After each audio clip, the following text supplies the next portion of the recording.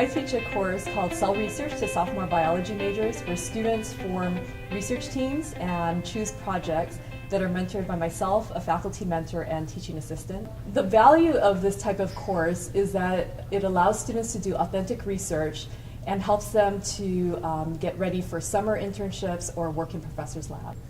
Each year I mentor one or two groups of students who work with my lab to complete their research project.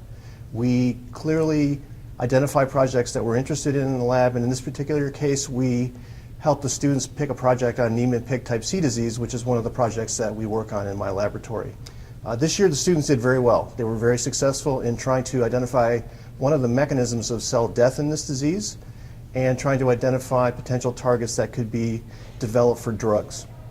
The students are going to show you their poster presentation, which reports their results, and we're very proud of the success they've had this year. We particularly enjoy bringing undergraduates into our research lab to allow them to participate in our research and see how research is really carried out in an active setting. At a cellular level, NPC is a lysosomal storage disorder, which is characterized by accumulation of lipids and cholesterol inside the lysosomes.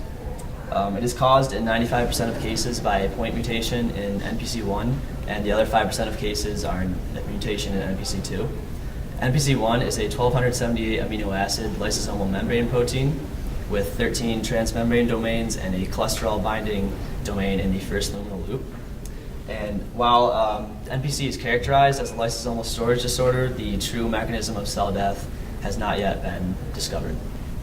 So the group that found this impaired autophagy in the cells stated that it's present only in neurons. So one of our main goals was to investigate whether it's also occurring in other cell types and to determine whether it is indeed the cause of cell death in Niemann-Pick Type C.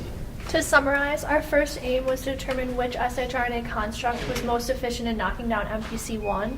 And with shRNA screening, we determined that was shRNA number 4 with about a 43% knockdown efficiency. Our second aim was to determine if impaired autophagy is a phenotype that is unique to NPC1 defective neurons. And we found that it is not unique to NPC1 defective neurons, and we did this by looking at mitochondrial length in COS7 cells. Our third aim was to determine if autophagy impairment is similar in NPC1 knockdown cells and human NPC disease fibroblasts. And with Western blot analysis, looking at the levels of LC3-1 and LC3-2, we determined that autophagy impairment is also seen in NPC human fibroblast cells. Our fourth aim was to determine if impaired autophagy was the cause of cell death. And to investigate this question, we treated cells with chloroquine and then analyzed them based on the number of lysosomes, the length of mitochondria, and the levels of caspase 3. And we determined two things from this. One, we determined that chloroquine treatment leads to lysosomal accumulation and subsequent autophagy impairment. And two, this impairment leads to mitochondrial fragmentation and increased levels of caspase 3.